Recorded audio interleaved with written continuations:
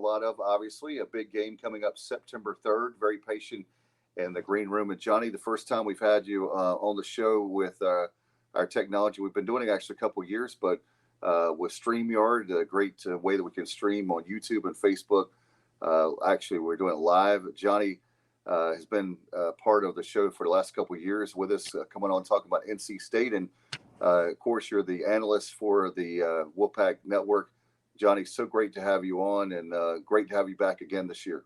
Good. Thank you, Dave. And Bubba, it's always good to speak with you guys, and I guess it makes it extra special for all of us because of the first game that's coming up here in just a little over a month. It really is. I can't believe, Bubba is actually not only we're co-hosting the show, but also does a great job of research. He cracks the numbers, but it's hard to believe. Is it really year 9 for Dave Doeren, Johnny? Yeah, I guess. Yeah. I mean, you say if Bubba's research says it, don't question it, right? That's right. That's right. I just, I guess that makes sense, but time is really flying. He had a great year last year. And one of the things, Johnny, that I wanted to talk to you about, and that I was upset for both the baseball and football program before we even talk about it, is what COVID-19 did for the Wolfpack program.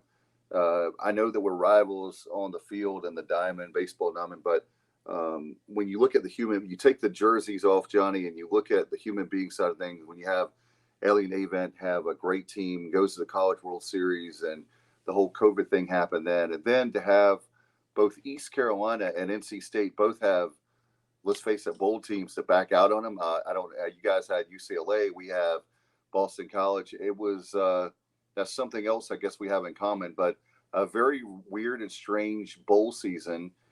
Just want to get your thoughts on those situations, and then we can talk current stuff.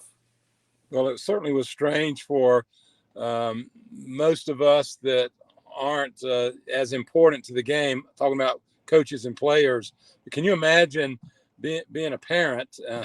I'm a parent of some former players that went to bowl games. And can you imagine flying out to California, being at the stadium? And remember, this is just a few hours. I think the players had not yet quite left for the stadium when they got the word.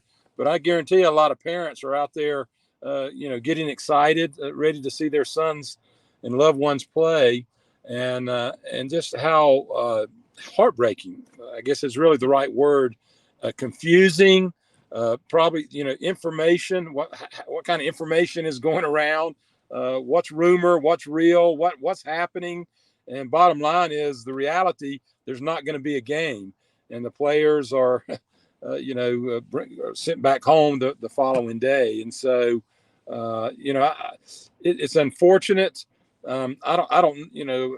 There's already been enough finger pointing and blame and conversation about that last year. I think, frankly, I know the NC State folks, I'm sure Coach Houston and his folks have already put it behind them. It's time to start anew. It's not a mark against State or ECU.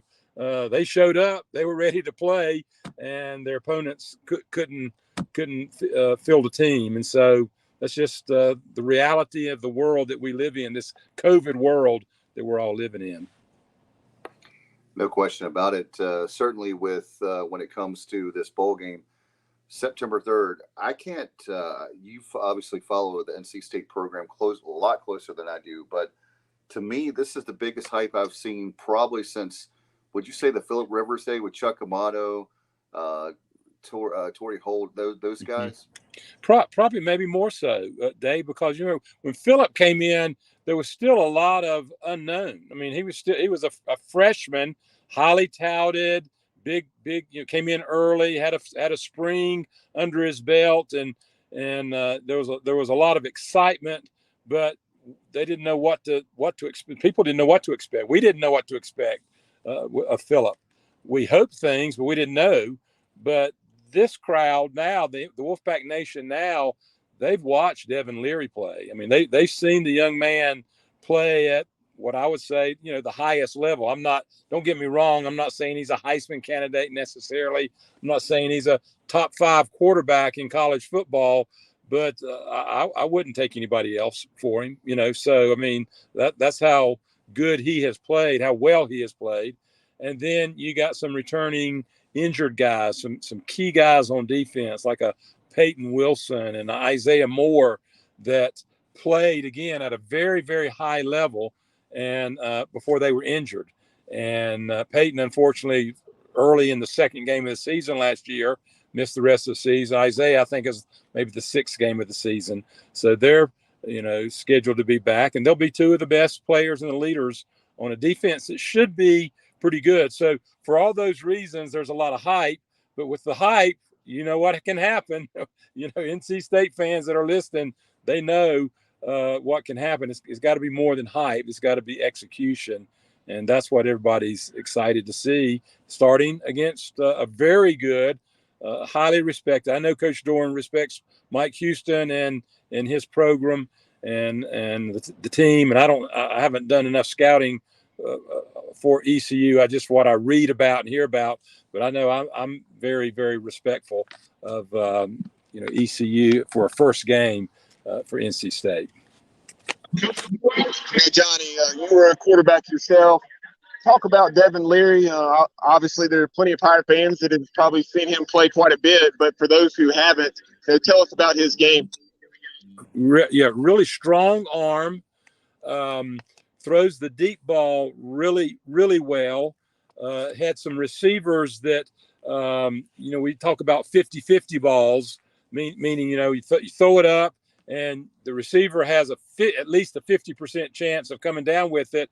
But when Devin got to the point where he was throwing it up and his receivers, you felt like at least the stats would bear it out that they maybe were 70%, 75%, 80% chance the receiver did of coming down with the ball. So when you got that kind of confidence as a quarterback, when the receivers have that kind of confidence in the quarterback, you're going to make some big plays. So big arm, throwing the ball down the field. The second thing I say about him is toughness. He showed a lot of toughness. He broke a leg, had a horrible break of a leg, just as he was getting things rolling. What was it? A couple years ago.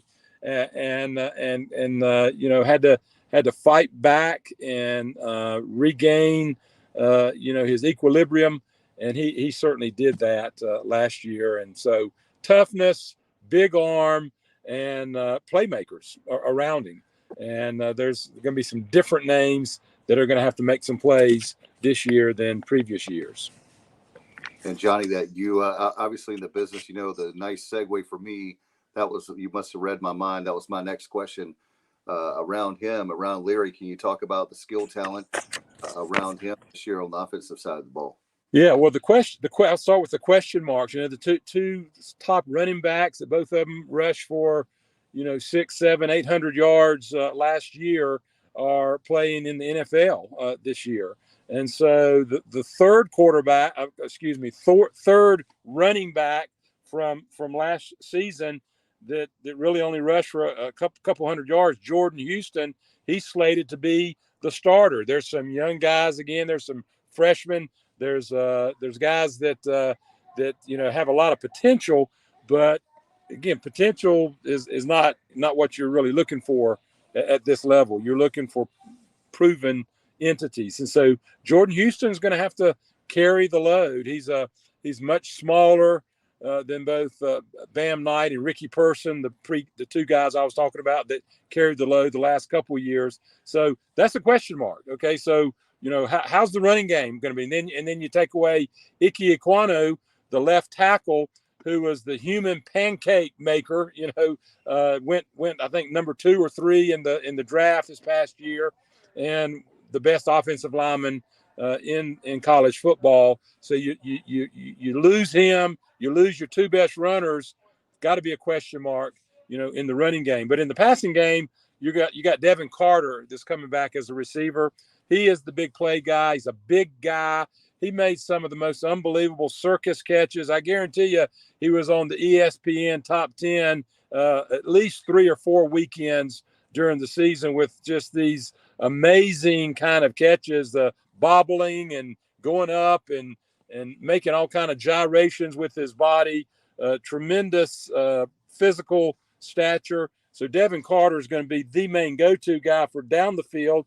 Thayer Thomas is the slot man. He's in his fifth year now, a fifth-year junior because of COVID. And Thayer Thomas, yeah, I mean, when it's third and less than 10, you better get two people on Thayer Thomas defensively, because he just has that knack.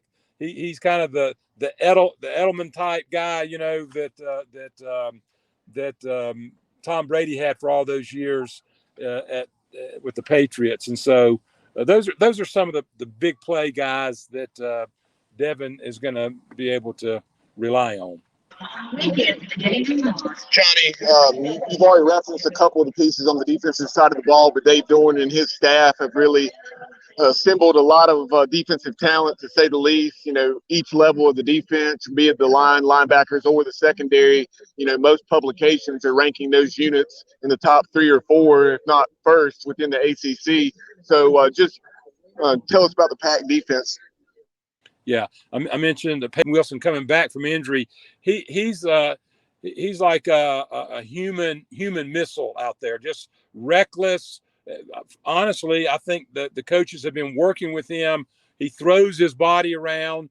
He's been off injured, and he's going to have to sort of change, I think, without changing his aggressiveness, maybe change some of the recklessness in which he plays. At least I'm going to be looking to see that, hoping to see that from Peyton Wilson. That's at the will linebacker position. But Tanner Engel, the free safety, he is the smaller version of Peyton Wilson. He's doing the same thing. And Tanner also has dealt with injuries, knocks himself out of the game because of the way he attacks the ball. And so you got somebody, you know, at the second level, Peyton Wilson. You got somebody at the back level, Tanner Engel, that's coming from a bigger running start. So you're going to see a lot of collisions. They show up on film. I guarantee you, when the ECU players start watching video and tape of NC State, those are the two guys that are going to just show up, you know, on tape. I got a guy, down lineman, Corey Durden. He's a transfer from Florida State. Played his first year last year, decided not to go pro, to come back. By the way, in general, most of NC State's players decided to come back. There's a lot of fourth-year guys, fifth-year guys, and sixth-year super seniors, because they decided that instead of go other places, go to the transfer portal or to go to the NFL.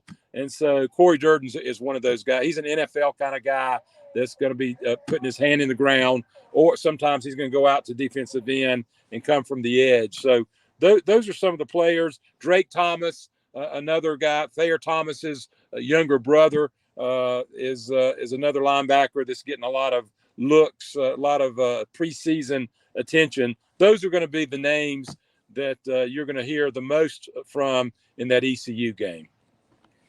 Johnny, one of the guys that I know you said you haven't done a lot of research, but one of the guys that was actually recruited by Dave Doeren several years ago was Holt Nailers.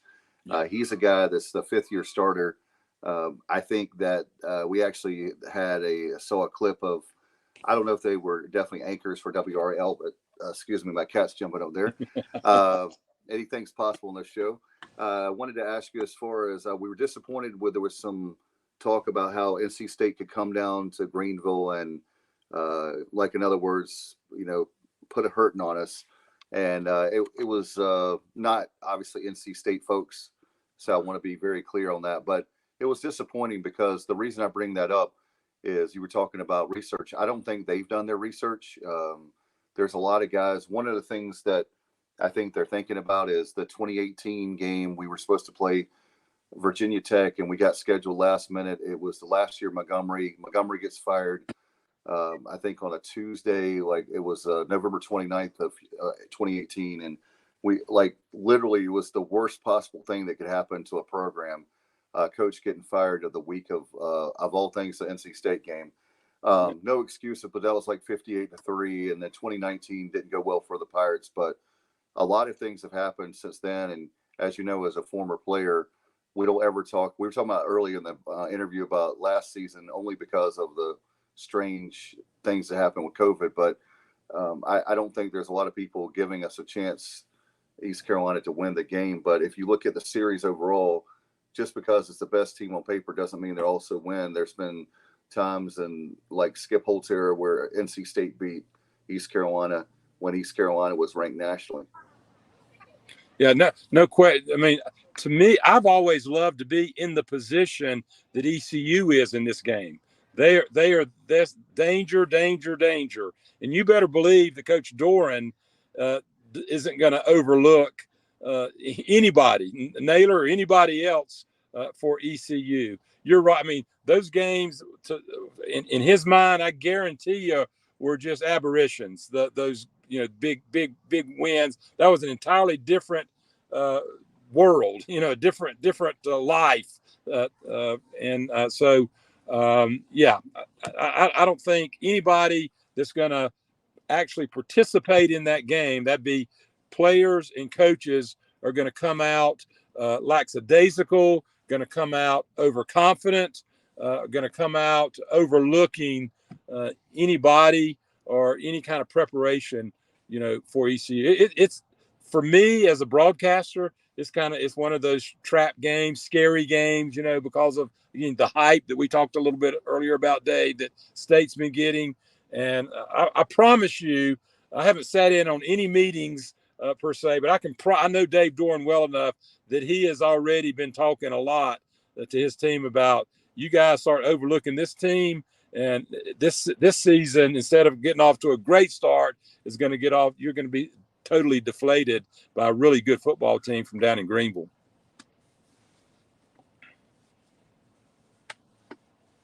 No question about it. We wanted to mention about the future series with both teams. The next will be in 2025 in Raleigh. They're Carter Finley, and then back in Greenville in 2028. Those are the two. And one of the things I know, Coach Logan, former East Carolina head coach, he said if he were the NC State coach, I remember him saying this, he said, I would schedule East Carolina every single year. And he was talking about how big of a rival. And then that way, you were talking about a trap game. It would be a trap game because it would be, I don't know necessarily football-wise, it'd be up there with NC State, North Carolina, but the players would definitely know this is a big in-state rival for the Pac. Yeah, that's the thing. It's so close. There's such closeness. There's friendships. If not friendships, there's acquaintances. These guys are they go on recruiting trips together. They play in all-star games together. The East-West game if they're from North Carolina, the Shrine Bowl if they're from North or South Carolina. So there's a lot of synergy with the closeness that comes with it. I'm with you. I think if it was an annual affair, you would see a lot of good come from it. But we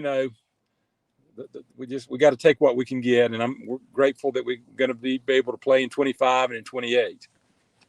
No question. In fact, Johnny, with this ball game, one of the things for both programs, whenever East Carolina plays in Raleigh or vice versa, when NC State plays in Greenville, there's a lot of fans there. I suspect it'll be over 51,000 there on September 3rd, don't you? I do. No, I would expect standing room only. I would expect raucous crowd and a lot of energy, and probably the team that kind of can come out of the gate, which you would think ECU would be able to come out with a whole lot of energy being at home in this particular game. And if State can kind of match their energy, I think that's going to be one of the keys to this first game. Now, Johnny, obviously you're not an athletic administrator, so I'm not asking you to speak for Boo Corrigan, but, with this series, going back to 2010, it's pretty much been played every 3 years, alternating sites. So, where do you see this moving forward? No, I mean, I really think that the powers that be, you're right. Nobody's called me and asked for my opinion about scheduling ever. Especially not about this particular game. But if they were to ask me, it seems like you'd be able to figure that one out. Just come up with a plan, just because of the proximity and because of all the things that I just mentioned earlier and a few moments ago. It just makes sense to me. I remember when I played back in the 70s, it was the Pat Dye years there at ECU. My coach was Lou Holtz, and it was a big game for us, back then. And I love that, because again, there were a lot of guys that I knew that were on ECU's team, so it just adds a little bit of I don't know, something special about that rivalry. No doubt. One of the things, Johnny, that concerns me is with all this talk about obviously with USC and UCLA going to the Big Ten and all this conference realignment. One of the things you hear about teams breaking away. I've heard NC State going to the SEC, and it worries me that is it possible that we could lose rivalries that are great in-state rivalries like ECU, NC State because of all this, or would it be that somehow that they would still play each other? Yeah, well, I don't know. I don't know the answer to that, but it'd be a shame, wouldn't it, Dave, if that were the case? I mean, we're all not naive, we realize that money is driving the decisions, so I mean, and let's face it, I mean, we don't necessarily begrudge that, but at the same time, you'd like to think there's some way to keep some balance in there, some sense of perspective. You can still go after the money. There's enough money. There's TV money, and but you can still have these kinds of rivalries and still make money. Everybody can be happy, and I just don't think that's a naive approach. I think that's a realistic approach. No question about it. With NC State, we're hearing about, like I said, the rumors. I don't know if that's true, but one of the things that's been crazy for me with the modern day ACC, and you don't have to comment because I know that you work for the Wolfpack, but for Duke and NC State not to play every year in football is just absolutely crazy to me. Well, it's strange when you look at the schedule every year, and that's usually one of the games I look to see. Is Duke going to be on the schedule this year? Because I mean, you're talking what 20-minute drive. I mean, apart. So all that proximity talk that I was talking about between Greenville and Raleigh, it's even that much more for Duke there in Durham. So yeah, that's crazy. No doubt, and certainly with football, I know with Dave has been able to put a lot of people in the NFL. After this year, is there? I haven't had a chance to look to the roster either. Fair point for NC State yet. Getting ready to here, and once we get into the month of August. But will Dave Doeren lose a lot of seniors? We were talking about earlier with the 4 or 5 year guys when it comes to after this season. This kind of like, I hate to use a term because we haven't played a game yet. Potentially a miracle season, knowing that you've got a lot of guys leaving, meaning that they're going to graduate. Yeah, I think it is a critical season for just for the mere fact we know Devin Leary's not going to be. He's going to be playing in the NFL in the fall of 2023, and so anytime you change quarterbacks, and NC State's had to do it with Phillip Rivers and Russell Wilson, and Ryan Finley, and guys that played 3-4 years. You got comfortable, you got stable, you knew what you had there at that quarterback position. That's what Devin Leary brings to the table. And when you don't have him, this is not a slam against the guys that are behind him. This is just the reality. They're unproven. The guys that behind Devin Leary are unproven. Let me add, like Devin was when he struggled as a freshman. And so again, it takes time at that position, and that is the most critical position. So just using that as an example, Dave, to me, I think this is an important year for NC State to try to make hay while the sun is shining, as they say, and try to put together a really special year.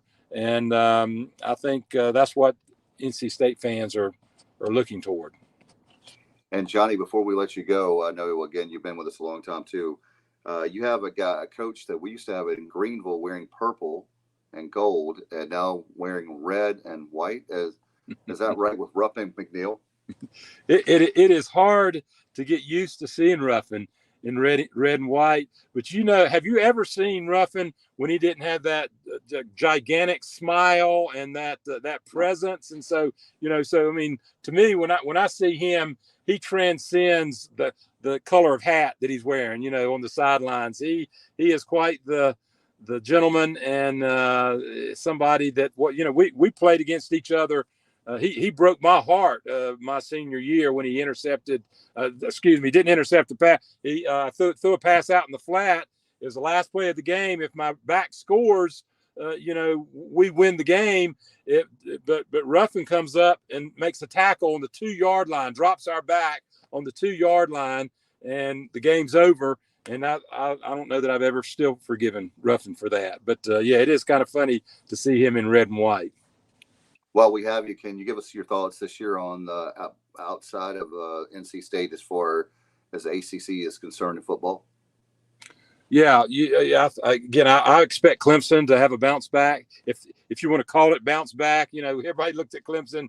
They lost three games or something last year, and everybody, what happened to Clemson? But they just didn't have the quarterback play that we've been used to seeing with Deshaun Watson and Trevor Lawrence, and so that's a big, I think they're going to have a bounce back,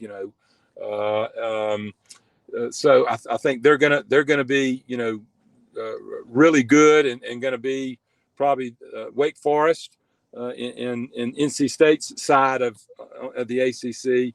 They'll be strong with Sam Hartman coming back.